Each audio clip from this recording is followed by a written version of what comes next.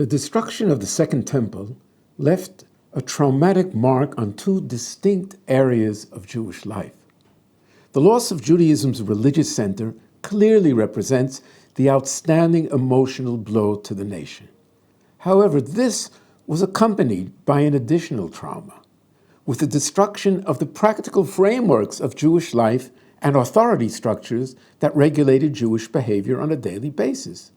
A whole system of regulating the Jewish year now fell into disuse. Who would proclaim the new month? Who would proclaim the holidays? And so on. But both of these voids required immediate spiritual and practical solutions.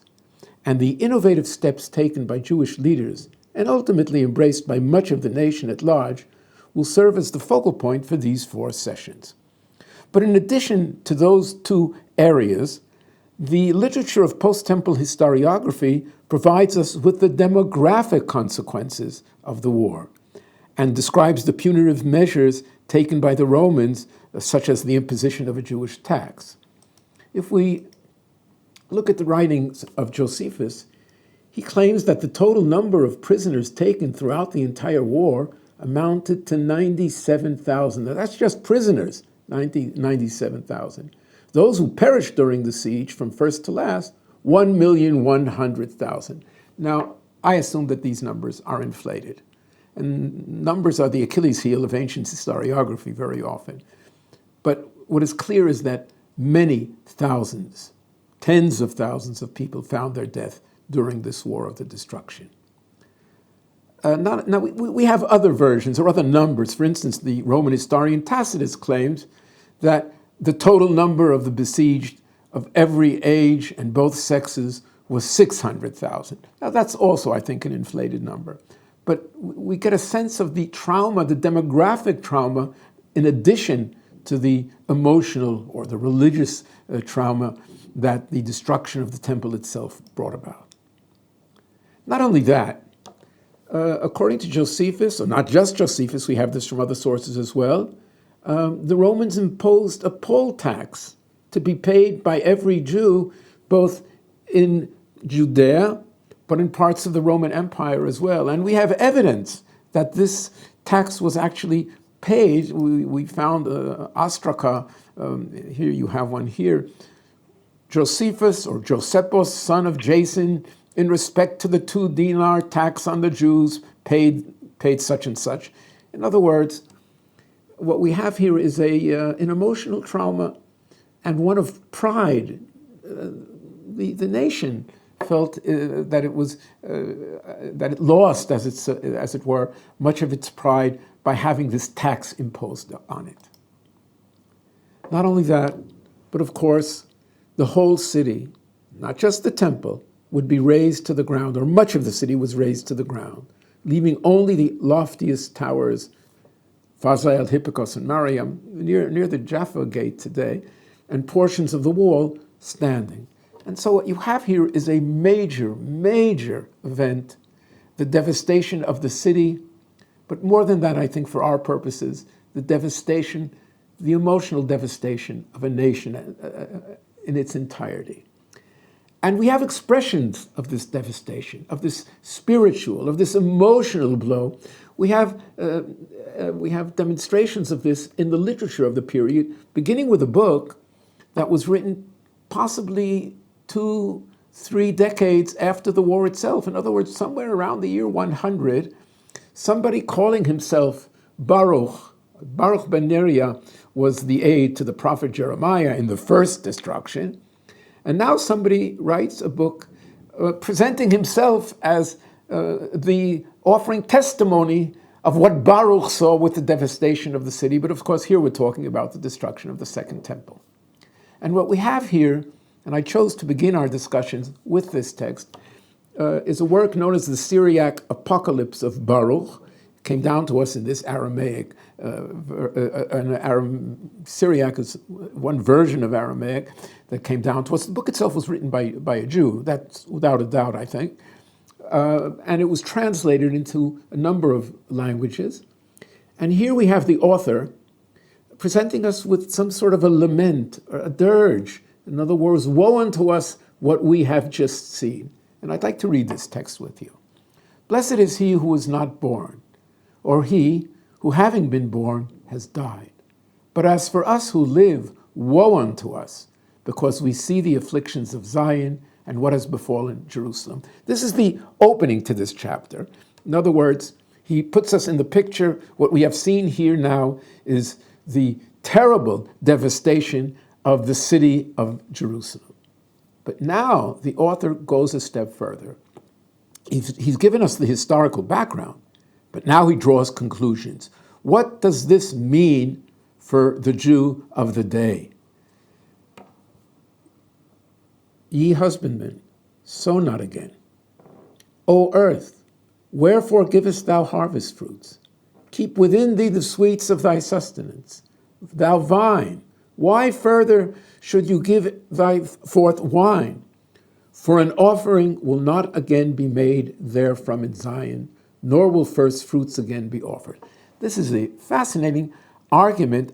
I wonder whether it was shared by the vast majority of Jews of the day. But the argument is, if I cannot produce wine at the temple, if I cannot offer up a libation in the temple, there's no reason for me to grow grapes at home. If I cannot offer up the first fruits in the temple on certain holidays, there's no reason for me to grow fruits or any agricultural activity at home as well. In other words, the argument here is that with the cessation of religious activity in the temple, this impacts my daily life. My daily life is like a microcosm, right, of all of what we do at the temple itself. And so everything that ceased to take place at the temple should now cease also to take place in my home or in our lives. And so why give us fruits if you can't bring them to the temple? Why grow grapes if you can't offer up a libation? But he takes this a step further. You, ye bridegrooms, enter not into the bridal chamber. Let not the brides adorn themselves with garlands. Ye women, pray not that ye may bear, for the barren shall above all rejoice. Those who have no sons shall be glad. Those who have sons shall have anguish. Why should they bear in pain, only to bury in grief? In other words, this is total devastation for the author. Life has lost its meaning if it cannot be reflected somehow in temple activity. And so the author is at a loss for where this is going to take him. He continues, why again should mankind have sons? Or why should the seed of their kind be named? Where this mother, the mother of course, is the metropolis, the mother city, Jerusalem. Why live a normal life when this mother, meaning Jerusalem, is desolate and her sons are led into captivity? In other words, what you have here is the ultimate grief, anguish of a person who lived through the destruction, but now asks very serious questions. What are my links with God? How do I communicate with God without a temple? And we're going to discuss this issue in our subsequent sessions, how alternatives slowly but definitely were found for all that was lost during the destruction. But here we find the first questions. That's why I chose to open with this source, where the author is asking the basic questions that many of his contemporaries asked. What happens to Jewish life without a temple? What happens to Jewish life without our access to God? Now, these thoughts were maintained not just by poets or authors such as Baruch, but they found their way into rabbinic literature as well. And we have one source in rabbinic literature from the Tosefta that describes the behavior of people, of rabbis possibly, or proto-rabbis, just after the destruction of the temple. When the temple was destroyed, large numbers in Israel became ascetics. The word here is prushim. Prushim in Hebrew, in rabbinic Hebrew, very often means Pharisees, but here it means prushim, those who remove themselves, lifrosh is to separate oneself, to remove oneself from daily life. In other words, ascetics, and here of course, in terms of what they would eat, many in Israel became ascetics, binding themselves neither to eat meat nor to drink wine. And they're encountered by a sage of that generation, a fellow by the name of Rabbi Joshua. He was a disciple of Yochanan ben Zakkai, whom we will encounter later on in our sessions. He lived just prior to the destruction and then following the destruction. So he's precisely able to testify what he saw. And so he encounters these Pharisees, or not Pharisees, but ascetics, who would not eat meat or drink wine. And he asks them, my sons, why do you not eat meat? They reply, shall we eat flesh, which used to be brought as an offering on the altar, now that this altar is in abeyance? In other words, this is the same logic that we saw with Baruch, right? If I can't do it at the temple, why do it at home? If I can't eat meat as part of a sacrifice in the temple, I have no right to eat meat in my own private household. That's exactly what these ascetics are saying. How can we eat flesh, which used to be brought as an offering, when there is no longer sacrificial worship? He continues, Joshua, why do you not drink wine? They replied, again, the same logic. Shall we drink wine which used to be poured as a libation on the altar, but now no longer? In other words, again, this idea, whatever was canceled in the temple must be reflected in a similar cancellation in daily life. So if we can't drink wine, if we can't pour wine on the altar or on the sacrifice in the temple, we have no right to drink wine at home and to produce wine at home as well. This is very, very similar to what we saw in Baruch. Why live a normal life if that normal life is not reflected in the temple? He continues, Joshua, to argue with them. And of course, he takes this in a very definite direction, where he's going to tell them that their logic cannot, in the end, be upheld. He said, according to your logic, let us not also eat figs and grapes, for from them the first fruits were brought on the Atzeret, and one of the holidays. In other words, if we no longer eat certain fruits on festivals, those very same fruits cannot be eaten at home anymore. Let us not eat bread. Now you notice what he's doing here. He's going from luxury, wine, meat, and he's going down to more daily food. Let us not eat figs, but then he goes on, let us not eat bread. Now he's going to the essentials. Let us not eat bread, for they used to bring the 2 loaves and the showbread. And then he gets to the ultimate, right, life-providing food. Let us not drink water. In other words, your logic leads to total devastation. You'll stop drinking water, for they used to pour water as libations on the festival of Sukkot. In other words, if everything is canceled, then life comes to a standstill. There is no justification for going on with life as we've known it until now. They were silent. He said, and now, of course, Joshua is going to try to offer a solution. And this is really where this generation stands out. They were encountered by the ultimate catastrophe, one that they believed tore apart any link that they had with God, and they are going to come up with a solution. He said to them, this is Rabbi Joshua, not to mourn at all is impossible, for the decree is ordained. In other words, he's talking to his contemporaries and saying, you're right, we have to mourn over the destruction of the temple. There's no way to get around this. But now comes the operative sentence, which I think is the most important line in all of this text. Also, to mourn over much is also impossible. In other words, I think this would almost be the symbol of the generation that we're going to discuss in these coming sessions, the generation very often referred to as the generation of Yavne, that town to where the rabbinic center moved after the destruction of the temple. To mourn over much is also impossible. The sages, therefore, have ordained thus. A man may stucco his house but he should leave a little bare in remembrance of Jerusalem. Now this is interesting. It's put into the context of a story that describes the destruction of the temple. So it's almost a man at home building his own temple, and they're telling him, leave part of it unpainted, right, as a remembrance of Jerusalem. And so, again, leave a little bare in remembrance of Jerusalem, as it is written, if I forget you, O Jerusalem, let my right hand wither. In other words, we've got to take steps to remember Jerusalem, lest it be forgotten. And ultimately, whoever mourns over Jerusalem will be privileged to behold her joy. It could be that this was an additional line that was added to the text. The text makes it very clear that, if I can make a terrible pun, there is life after 70. 70, of course, meaning 70 of the Common Era. There still must be life after 70. Not everything goes into abeyance. But we're going to find that other steps were taken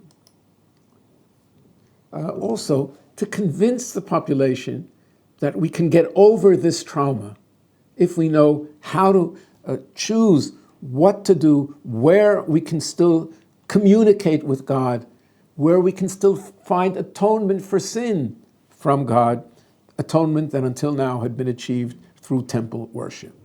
And here we have a story referring to Yochanan ben Zakkai. Yochanan ben Zakkai, again, he is the mentor of Rabbi Joshua, whom we just encountered. He lived in the late Second Temple period, right? And then survives the destruction. Not only survives the destruction, but ultimately, of course, this is much later legend, appears before the Roman general who had laid siege to the city of Jerusalem and asks him to nevertheless permit him to go to such and such place where he can continue to teach his students. We'll see this in a few minutes. But before that, we have another story about Rabban Yochanan ben Zakkai encountering those ascetics that we just spoke about, those people who refrained from enjoying daily life and food, etc. Once, as Rabban Yochanan was coming forth from Jerusalem, Rabbi Joshua followed after him. So here we have the same two sages that we referred to just a minute ago, again, and where Rabbi Joshua takes the role that the ascetics took in that earlier source that we read. Woe unto us, Rabbi Joshua said, that this, meaning the temple, the place where the iniquities of Israel are atoned for, is laid waste. Joshua, in one line, expresses the fear, the ultimate fear of the people of that generation. Without a temple and sacrificial worship, we cannot atone for sin. And then this image you have of sins piling up and piling on. And if one goes through the year, sins pile on almost like some heavy burden. And ultimately, the pile gets so heavy that it crushes all those underneath. In other words, without some sort of a system for atoning for sins, life cannot continue the way we know it. And so they tell Rabbi Joshua, woe unto us, this, the temple, the place where the iniquities of Israel are atoned for, is laid waste. What do we do? My son, Yochanan is talking to Joshua. My son, Rabban Yochanan, said to him, be not grieved. We have an atonement as effective as this.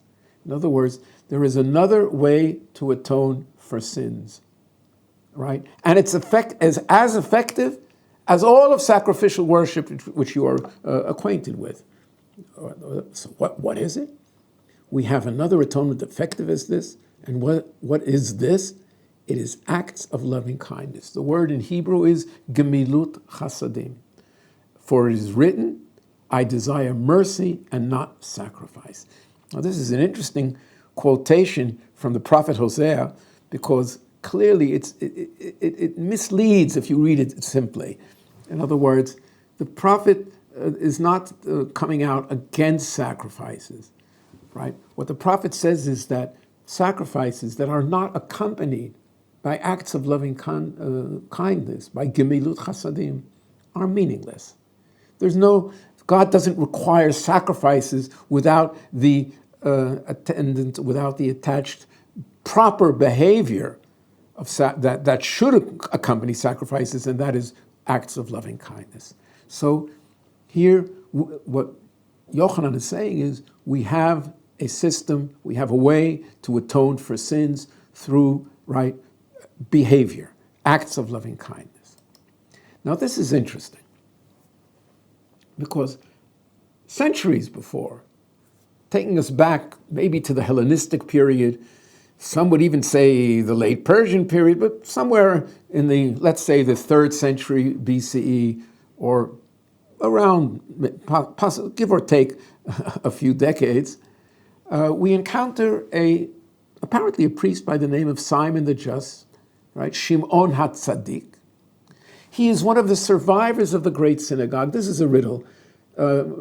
Great Synagogue is understood by many people to have been a standing body, something that preceded the Sanhedrin, and this Great Synagogue is referred to as being some office or some collection of sages prior to what we call much later on the Sanhedrin, right, the High Court.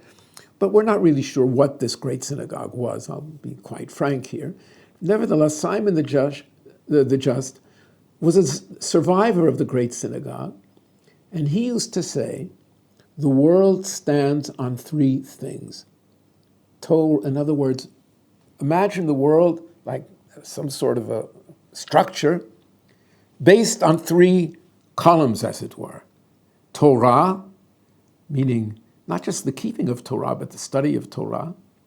Avodah. Avodah in rabbinic literature means sacrificial worship. So one column is Torah, the other is sacrificial worship, and the third, acts of loving kindness. Now this is interesting. When Simon said this, who knows, in the year 300 BCE or whenever, right? What did you hear if you were in the audience? Or what did you imagine? You might have imagined a table with 3 legs to it. And what Simon is saying is that this table has 3 supports to it, right? It has one leg, Torah, the other Avodah, and the third, loving kindness, acts of loving kindness. If I were to remove one of those 3 legs from underneath that table, what would happen to the table? It would certainly begin to rock, and quite probably, in the end, it would collapse. And so what Simon seems to have been saying way back in the Second Temple period is, right, there are 3 supports for this world, and we probably would have understood this as meaning they must exist simultaneously. In other words, you require Torah, Avodah, and acts of loving kindness simultaneously. They are the upkeep, as it were. They are the support system for our world. If that's the case, then we have something very interesting. That prior sentence that was attributed to Yochanan ben Zakkai seems to be suggesting something slightly different. You thought the world must be based on 3 columns all the time. Whereas Yochanan says, my son, we have another atonement, and what is this? Acts of loving kindness. In other words, Yochanan ben Zakkai seems to be saying all 3 columns need not exist simultaneously. If one of them goes, the other takes up the slack. And what Yochanan is saying is, right, if we don't have sacrifice, avodah, we have gemilut chasadim. And so what you have here is a new understanding of what the basis for our existence in this world, what the basis is, or what are the support systems that keep our world standing. Now, I find this interesting because we have a story. Remember, I told you the Yochanan ben Zakkai, there's a legend that he lived after the destruction. He was actually smuggled out during the siege of the destruction. He was smuggled out of the city of Jerusalem by his disciples. He's brought to the Roman general, whom we can call Vespasian. That indeed was the commander of the Roman army at the time, although I added the word Vespasian here. The Roman general is told, there's this fellow, Yochanan ben Zakkai, who wants to speak to you. And he, Vespasian, finally encounters Yochanan ben Zakkai. Remember, they're in the Roman camp outside of the city, right? We're still in the stage of siege. And the general says, Yochanan, ask what you wish from me, right? It's almost if Yochanan comes with a shopping list. What can I do for you? This story, of course, becomes one of the most popular stories in rabbinic lore because ultimately Yochanan ben Zakkai saves Judaism by this encounter with the Roman general, soon to be emperor. What can I do for you, he said. He said to him, meaning to Vespasian, I only ask of you, Yavne, I ask that you give me this coastal town of Yavne, which, as we will see in subsequent sessions, ultimately becomes a center for rabbinic activity, but we'll talk about that later. Right?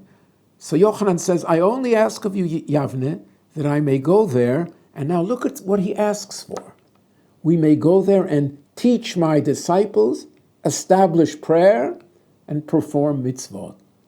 These three things weren't chosen by chance. Every one of them fits in perfectly with what we saw before, the world standing on three things. Remember, we saw Simon the Just saying, Torah, avodah means sacrificial worship, and acts of loving kindness. Now, if we look at the story here,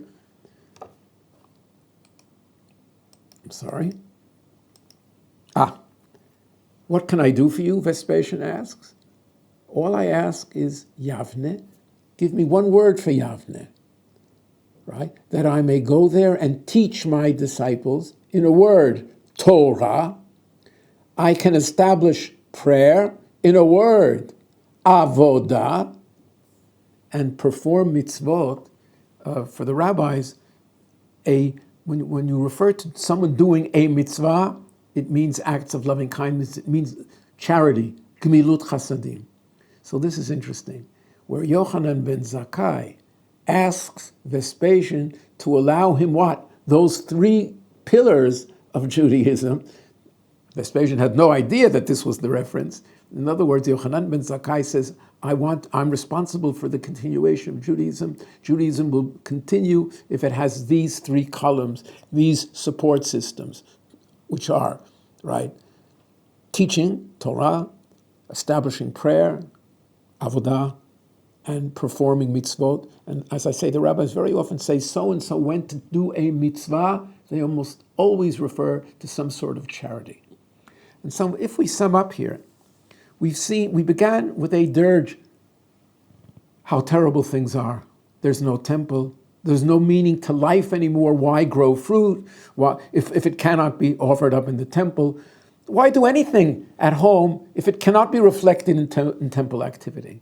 So we began with the ultimate blow, the anguish. We felt the anguish in the book of Baruch, right? There's no future for us. And then we saw other sages taking the same approach, right? Why? We can't eat meat, we can't drink wine, because that no longer is available to us. And then we see the first stirrings of an attempt at confronting catastrophe. We can find alternatives.